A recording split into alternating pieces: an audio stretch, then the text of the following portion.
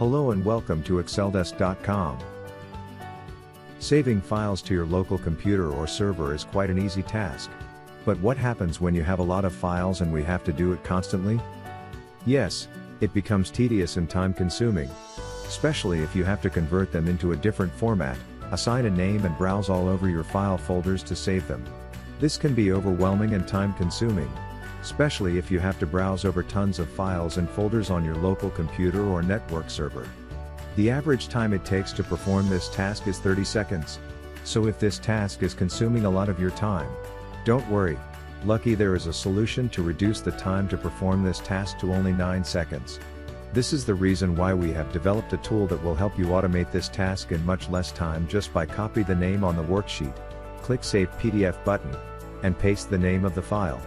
As you can see, it only took 9 seconds to convert it to PDF, assign the name and save it on the computer, versus 30 seconds doing it with the normal task, saving you an average of 21 seconds. Now it becomes significant. If you were to do this task normally, let's pretend for 8 hours during a week. Using our automated macro, it would take you an average of 2 hours and 40 minutes, saving you an average of 5.6 hours.